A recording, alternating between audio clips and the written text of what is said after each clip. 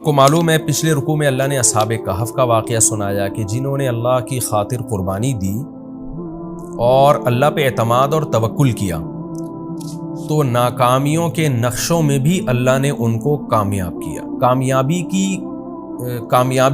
کی کوئی صورت بنتی نہیں تھی، ہر طرف ناکامی ہی ناکامی تھی، مگر اللہ پہ اعتماد، ان کے زبان سے الفاظ بھی کیسے نکلتے تھے کہ ہمارا رب ہماری رہنمائی کرے گا، اور رب سے دعا مانگتے ربنا ہیئ لنا من امرنا رشدا، اے اللہ تو ہمارے لیے کوئی ہدایت کی صورت پیدا کر دے۔ تو زبان سے بھی اچھے جملے نکال رہے تھے کہ بھئی اللہ مدد کرے گا، اور عملی طور پر بھی قربانی دے رہے تھے۔ تو کیسے ناکامیوں کے اسباب میں اللہ نے ان کو کامیاب کر کے دکھایا ایک معجزاتی طور پر۔ اب اللہ واقعہ بیان کر رہے ہیں ان متکبر لوگوں کا کہ کامیابی کے تمام اسباب کے ہوتے ہوئے بھی تکبر کی وجہ سے اللہ نے ان کو برباد کیا ہے، اور اس کا بنیادی مقصد مشرکین مکہ کو سمجھانا بھی ہے کہ جو بڑا ناز کرتے تھے اپنے بڑے ہونے پر، سردار ہونے پر، اور نبی کو حکم دیتے تھے کہ غریبوں کو اپنی محفل سے نکالیے، تو اللہ بتا رہے ہیں کہ تم سے پہلے بھی بہت لوگوں کو ہم نے اسباب اور وسائل اور دولت دی ہے، اور انہوں نے تکبر کیا تو کیسا ان کا انجام ہوا۔ تو تم بھی کبر سے بچو، تکبر سے بچو، اللہ کی طرف نسبت کرو۔ تو پہلے بھی ملحد لوگ گزرے ہیں جو خدا کے منکر تھے، آخرت کے منکر تھے، دولت پہ اور کامیابی کے نقشوں کو دیکھ کر وہ دھوکے میں پڑ گئے اور سمجھنے لگے جیسے ہم یہاں کامیاب ہیں تو ہمیشہ ہم کامیاب ہی رہیں گے۔ اس کے لیے اللہ نے نبی صلی اللہ علیہ وسلم کو حکم دیا کہ آپ ایک مثال بیان کیجئے، وَاضْرِبْ لَهُم مَثَلَ الرَّجُلَيْنِ، آپ ان کے لیے ایک مثال بیان کیجئے دو آدمیوں کی۔ دو دوست تھے یا دو گپ شپ لگانے والے تھے، تو ان میں سے ایک کو اللہ نے بہت مال اور اسباب دیے، دوسرا غریب تھا۔ تو جو دولت مند تھا وہ غریب پر اپنی فوقیت کس طرح سے بیان کرتا تھا، اس پہ کیسے اپنے بھرم میں لینے کی کوشش کرتا تھا اس کو، اور کیسے روب ڈالتا تھا اس کے اوپر۔ اللہ فرماتے ہیں جعلنا لأحدہما جنتین، ہم نے دونوں میں سے ایک کے لیے دو باغ بنائے۔ اب دیکھو اللہ تعالیٰ نے کیسا نظام رکھا ہے، دو باغ تھے تو اللہ ایک مساوات کا نظام چلاتا، ایک کو ایک باغ دے دیتا، دوسرے کو دوسرا باغ دے دیتا۔ لیکن اللہ تعالیٰ کی حکمت ہے کہ کسی کو بہت دولت دے دیتے ہیں، کسی کو بالکل غریب بنا دیتے ہیں۔ اب ایک ہی کو دو باغ دے دیے، دوسرے کے پاس کچھ بھی نہیں ہے۔ جعلنا لأحدہما جنتین من اعناب، انگوروں کے باغ تھے، وحففناہما بنخل، اور باغ بھی ایسے خوبصورت کہ ہم نے کھجوروں کے درختوں سے ان کو ڈھانکا ہوا تھا، اور وجعلنا بینہما زرعا، اور ان دونوں باغوں کے بیچ میں بھی کھیتی تھی اس کی، جو اس کی پیداوار میں اور تجارت میں اضافے کا ذریعہ بنتی تھی۔ کلتا الجنتین آتت اکلہا، دونوں باغ اپنا اکل یعنی اپنا پھل دیا کرتے تھے، ولم تظلم منہ شیئا، اور اس میں ذرہ برابر بھی کمی نہیں کیا کرتے تھے، بھرپور طریقے سے اپنی پیداوار دیا کرتے تھے، جیسے باغ برکت والے باغ ہوتے ہیں۔ وفجرنا خلالہما نہرا، اور ان باغوں کے بیچ میں ہم نے پانی کا انتظام بھی کیا تھا، نہر تھی، تاکہ باغ کے مالک کو سیراب کرنے میں کوئی دشواری نہ ہو۔ وَكَانَ لَهُ ثَمَرٌ، اور اس شخص کے لیے اس کے علاوہ بھی ثمر تھا، یعنی ان باغوں کے علاوہ بھی اس کی سورس آف انکم تھی، پیسہ تھا اس کے پاس۔ فَقَالَ لِصَاحِبِهِ، اب ظاہر ہے جب باغ بھی پھل دے رہا ہے اور الگ سے تجارتیں بھی چل رہی ہیں اور دوست غریب ملے ہوئے ہیں، تو ظاہر ہے پھر دوستوں پر انسان اپنی دھاک جماتا ہے، روب جماتا ہے، ان پر اپنی فضیلت اور فوقیت شو کرتا ہے۔ تو یہاں بھی ایسا ہی ہوا، یہ تکبر میں آ گیا۔ فقال لصاحبہ، اپنے ساتھ چلنے والے یا بیٹھنے والے کے ساتھ کس سے کہنے لگا، وہو یحاورہ، اور وہ اس سے گپ شپ کر رہا تھا، بات چیت کر رہا تھا، باتیں ادھر ادھر کی ہو رہی تھی تو بیچ میں شو مارنا شروع کر دی۔ انا اکثر منک مالا، میرے پاس پیسے بھی زیادہ ہیں۔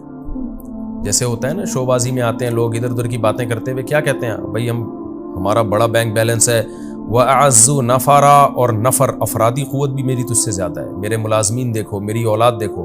پہلے زمانے میں لوگ اولاد کی کثرت پہ ہمیشہ فخر کرتے تھے، بچے زیادہ ہوتے تھے اور شو مارتے تھے، تو چونکہ اولاد کی کثرت کو وہ نعمت سمجھتے تھے۔ آج چونکہ فطرت سے باغی ہو رہی ہے انسانیت، فطرت سے بغاوت ہے کہ خاندانی نظام میاں بیوی کے سیٹ اپ کو چھوڑ کر گرل فرینڈ جو گدھے گھوڑوں کا کام ہے وہ کام شروع کر دیا، اور اس سے زیادہ فطرت کے باغی بنے ہیں تو ہومو سیکچولیٹی کو فروغ دینے کی کوشش کر رہے ہیں، جو مرد مرد سے اور عورت عورت سے، اور تو یہ جو نسل روکنا ہے نا کہ بچے کم ہوں، تو یہ بھی فطرت سے بغاوت ہے کہ جو چیز آپ کے لیے نعمت تھی، بڑھاپے کا سہارا تھی، اسی کو عذاب سمجھنا شروع کر دیا۔ یہب لمن یشاء اناسا، قرآن کہتا ہے جس کو چاہتا ہوں بیٹیاں گفٹ دیتا ہوں، گفٹ کا لفظ استعمال کرتا ہے، جس کو چاہتا ہوں بیٹے گفٹ دیتا ہوں، تو جو گفٹ تھا اس کو پینلٹی سمجھنا شروع کر دیا۔ یہ سب انسان کے نا بے عقل ہونے کی دلیل ہے کہ سائنسی ترقی تو بہت کر رہا ہے مگر فطرت سے باغی بنتا چلا جا رہا ہے۔ تو وہ فخر کر رہا ہے کہ میرے پاس افراد بھی زیادہ ہیں، اولاد بھی، بظاہر اس سے اولاد ہی مراد ہے، کیونکہ آگے جو اس کے دوست نے جواب دیا نا تو اس کی اولاد کم تھی، تبھی اس نے کہا کہ میری اولاد کم ہے تو اس پہ تو فخر نہ کر کہ تیری اولاد زیادہ ہے۔ وَدَخَلَ جَنَّتَهُ، اور وہ اپنے باغ میں داخل ہوا، وَهُوَ ظَالِمٌ لِنَفْسِهِ، قرآن کہہ رہا ہے اپنی جان پہ ظلم کر رہا تھا وہ، یعنی اسے پتہ نہیں تھا کہ میں جو الفاظ آگے بولوں گا یہ میں اپنا ہی نقصان کر رہا ہوں۔ وہ کیسے اس نے جان پہ ظلم کیا؟ قال ما اظن ان تبید هذه ابدا، اپنے دوست سے کہنے لگا میں نہیں سمجھتا کہ یہ کبھی ہلاک ہوگا، یعنی اسباب پہ نظر کر رہا ہے، جیسے کہ ملحد لوگ کرتے ہیں، ایتھیس لوگ کرتے ہیں، مذہب کے منکر اور جو نام نہاد لبرل ہیں وہ کرتے ہیں، وہ اسباب کو دیکھتے ہیں۔ دیکھیں اصحاب کہف کے بعد یہ واقعہ کتنی زبردست ربط ہے نا آپس میں۔ اصحاب کہف دیکھ رہے ہیں کہ کوئی سبب نہیں ہے، لیکن کیا کہہ رہے ہیں کہ امید ہے کہ ہمارا رب ہمیں ہماری رہنمائی کرے گا، ہمیں اچھا ٹھکانہ دے گا، وہ امید کی باتیں کر رہے ہیں جبکہ اسباب بالکل بھی نہیں ہیں۔ تو اور یہ کیا کر رہے ہیں کہ اسباب پہ اعتماد کر کے بیٹھ گئے ہیں، یہ کہہ رہے ہیں کہ میرا اتنا اچھا باغ ہے اور نہر بھی ہے اور پانی کا بھی انتظام ہے، تو کیوں تباہ ہوگا بھائی باغ؟ یہ مطلب یہ ہے کہ اللہ کیا ہوتا ہے، مقصد اللہ کی نفی تھی کہ کوئی خدا نہیں ہے، ہمیں کسی سے ڈرنے کی ضرورت نہیں ہے، سب کچھ ہے، بارشیں برس رہی ہیں، نہریں چل رہی ہیں اور بہترین میرا بزنس ہے، تو اس کو کوئی نقصان نہیں پہنچا سکتا۔ کیونکہ اس زمانے میں بھی علماء جو نیک لوگ تھے ڈراتے تھے نا مالداروں کو کہ بھئی اللہ کی اطاعت کرو، شرک مت کرو، تو اس نے بھی وہی کام کیا کہ علماء کا مذاق اڑانا شروع کیا، یا پیغمبروں کی تعلیمات کا جو اس زمانے میں تعلیمات تھیں ان کا مذاق اڑانا شروع کیا۔ یہ واقعہ کب ہوا، کہاں ہوا، یقینی طور پر ہمیں اس کا کسی تاریخی کتاب سے یقینی ثبوت نہیں ملتا، البتہ کچھ آثار ملتے ہیں، حضرت مفتی تقی عثمانی صاحب نے بھی اپنے سفر نامے میں ذکر کیا، لیکن انہوں نے بھی اس کا تذکرہ کیا کہ یقینی نہیں ہے یہ۔ تو جب یقینی نہیں ہے تو ہم کیوں اس میں رائے پیش کریں؟ بس ہمیں یہ پتہ ہے کہ رسول اللہ صلی اللہ علیہ وسلم کے دنیا میں آنے سے پہلے پچھلی امتوں میں یہ واقعہ ہوا ہے، اس سے زیادہ ہم اس کے بارے میں نہیں جانتے۔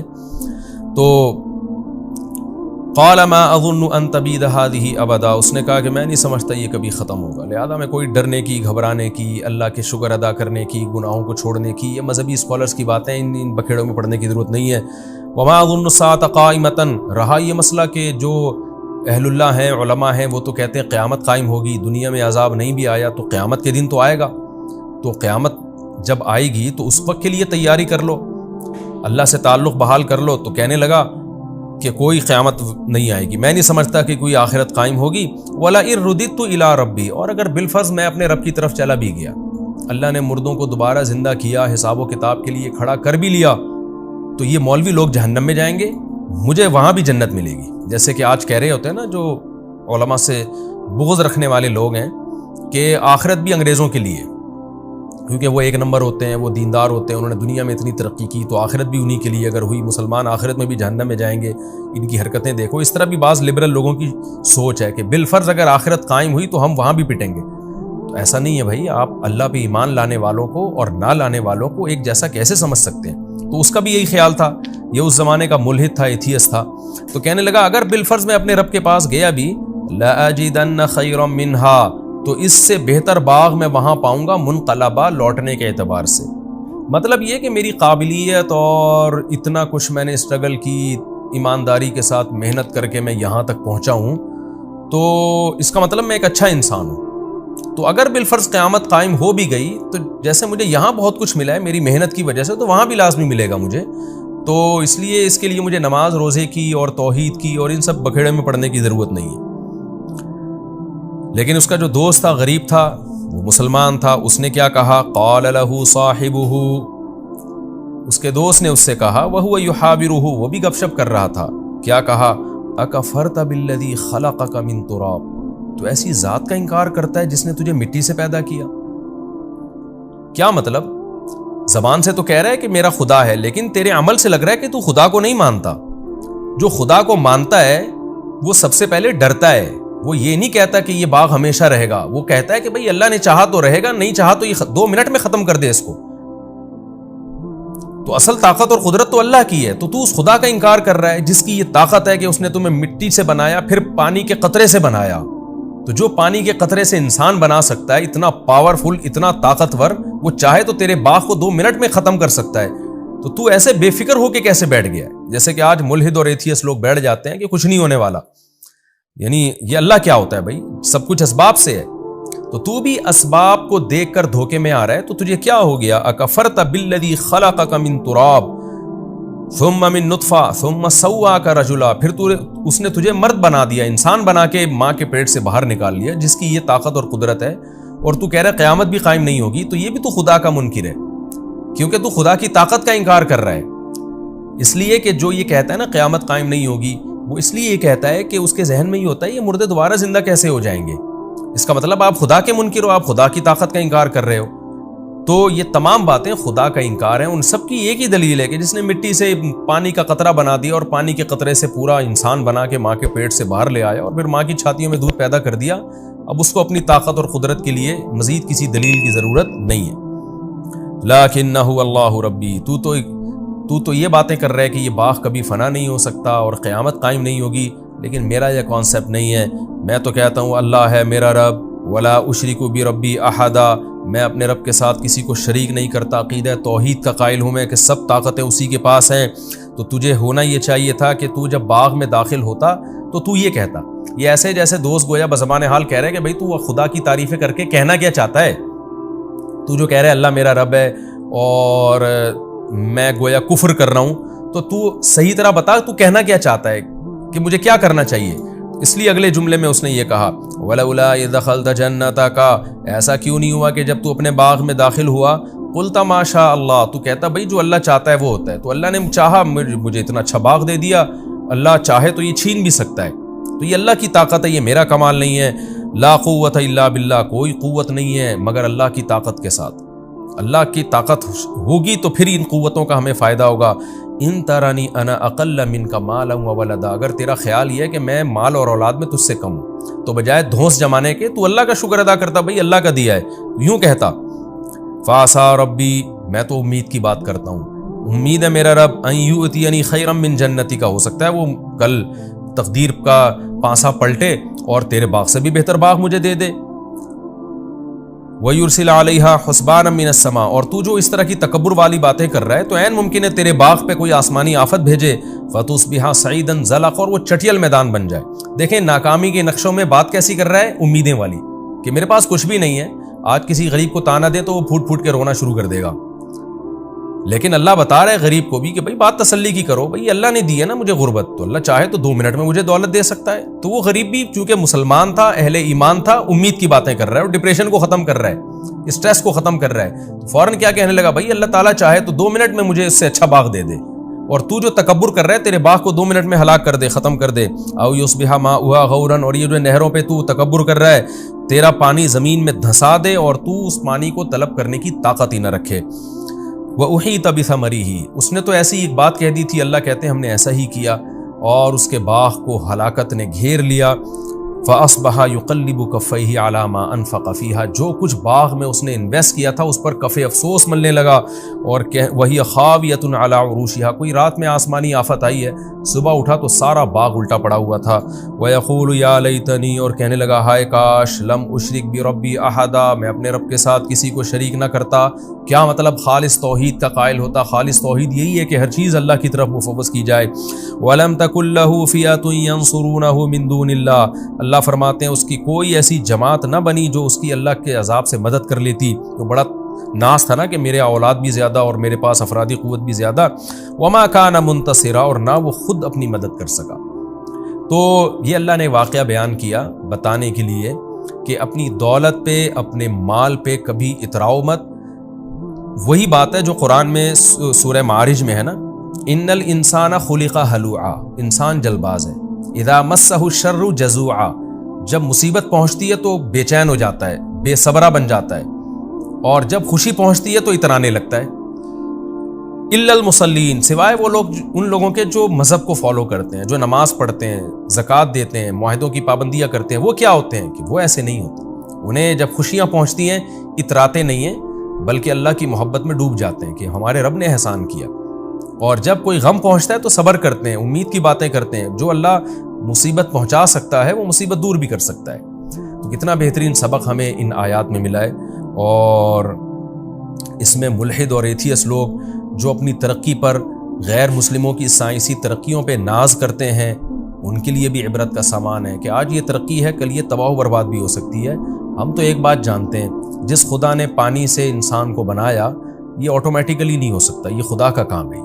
اور ایسے سافٹ ویئر ماں کے پیٹ میں انسٹال کر دیے اور اس پانی کے قطرے میں انسٹال کر دیے کہ تھوڑے دنوں میں وہ ناک کان آنکھ دل دماغ جگر بن کے ماں کے پیٹ سے باہر آئے اور پھر چھاتیوں میں فوراً دودھ پیدا ہو جائے. جو خدا یہ کر سکتا ہے تو سب سے اہم ہماری نظر میں اہم یہ بات ہے کہ اس خدا سے تعلق اچھا کیا جائے، اس خدا کو راضی کیا جائے. پھر اگر دنیا میں ناکامی بھی ہے تو یہ ناکامی وقتی ناکامی ہے، یہ حقیقی ناکامی نہیں ہے. اور اس خدا کو ناراض کر کے اگر آپ نے دنیا حاصل کی ہے تو اس زیب و زینت سے قطعاً متاثر ہونے کی بالکل بھی ضرورت نہیں ہے. قرآن بار بار کہتا ہے اللہ کا انکار کرنے والوں کا زمین میں چلنا پھرنا اور لائف کو انجوائے کرنا، اس سے ہرگز دھوکے میں مت آؤ. تو یہ ہمیں اس سے بہت اہم سبق ملتا ہے. اور دونوں واقعات جو اللہ نے ایک ساتھ بیان کر دیے نا، اصحاب کہف کا بھی اور یہ اصحاب باغ کا بھی، تو اس سے ڈپریشن بھی ختم ہوتی ہے انسان کی. کہ آپ ناکامی نظر آ رہی ہے ہر طرف، تو بھائی اللہ تو ہے نا، اللہ سب کچھ کر سکتا ہے. تو جو اللہ تعالیٰ نے ہمیں ڈپریشن اور اسٹریس دور کرنے کے طریقے بیان کیے نا، وہ آج کسی ماہر نفسیات کے پاس نہیں. ہنالک الولایۃ للہ الحق، میرا خیال لفظی ترجمے میں نے شاید یہ والی آیت چھوڑ دی تھی، تو خیر اب کمپلیٹ کر لیتا ہوں. ہنالک کا مطلب ہوتا ہے یہاں، یعنی اس موقع پہ. ولایا مدد کو کہتے ہیں. للہ الحق، اس اللہ کے لیے جو برحق ہے. یعنی ایسے موقع پہ جب اس طرح کی کوئی قدرتی آفت آئے تو مدد اس اللہ ہی کے لیے ہے جو برحق ہے، وہی مدد کر سکتا ہے اگر کرنا چاہے تو. ہوا خیر ثوابا، وہ اللہ بہتر ہے بدلے کے اعتبار سے بھی. وہ خیر عقبا، اور بہتر ہے انجام کے اعتبار سے بھی. یعنی اس اللہ کا بدلہ اور جو رزلٹ ہے اللہ سے دوستی کا وہ بہرحال بہتر ہے. جو اللہ انجام بھی اچھا کرے گا اور ثواب بھی، بدلہ بھی دنیا کے لحاظ سے بہت اچھا دیتا ہے. تو کیا مطلب کہ یہ جو باغ ہلاک ہو گیا اس شخص کا، تو ایسے موقع پہ مدد بھی اللہ کر سکتا ہے. اور اللہ کو راضی کرو گے تو انجام بھی اچھا ہوگا اور ثواب بھی اچھا ملے گا. تو چونکہ اس شخص نے اللہ کو راضی نہیں کیا تو اب انجام بھی اچھا نہیں ہے اور حال بھی اچھا نہیں ہے. اللہ نے کیسے باغ کو تباہ و برباد کر دیا. یہ ہمارا رکوع الحمدللہ کمپلیٹ ہو گیا. اس رکوع میں جو ہمیں اسباق ملتے ہیں، ایک تو یہی سبق ملتا ہے کہ تکبر نہیں کرنا چاہیے. دوسری بات یہ جو ایتھیس لوگ دھوکے میں آتے ہیں نا، اس زمین کو دیکھ کر، حالات کو دیکھ کر کہ قبروں سے مردہ کیسے زندہ ہوں گے، حقیقت میں ایک بہت بڑی بھول ان سے ہو رہی ہوتی ہے. اکفرت بالذی خلقک من تراب. جب بھی کوئی ایتھیس ایسی باتیں کیا کرے نا، ملحد لوگ، کہ یہ سب مذہبی باتیں غلط ہیں، کوئی فرشتے نہیں ہیں، کوئی پیغمبر نہیں ہے، کوئی دوبارہ موت کے بعد زندگی نہیں ہے، تو فوراً یہ کہا کریں اکفرت بالذی خلقک من تراب، کہ جس خدا نے آپ کو مٹی سے بنایا، پھر پانی کے قطرے سے بنا دیا، پھر انسان بنا کے ماں کے پیٹ سے باہر نکال لیا، یہ کتنی بڑی قدرت ہے. یہ عمل تو چونکہ ہم صبح شام دیکھ رہے ہیں نا، اس لیے ہمارے لیے یہ ہم اس کے یوز ٹو ہو چکے ہیں اور یہ ہمیں اچھمبے کی چیز نہیں لگتی. ورنہ اسی کو ساری زندگی انسان غور کرتا رہے نا تو عقل میں نہ آئے یہ بات. یہ خدا کا کام ہے یہ. تو ایسے اس کے بعد بھی یہ کہنا کہ مردے دوبارہ زندہ نہیں کر سکتا وہ خدا اور حساب و کتاب نہیں لے سکتا، یہ خدا کا انکار ہے. یہ آیت بہت موٹیویٹ کرتی ہے انسان کو. اکفرت بالذی خلقک من تراب ثم من نطفہ.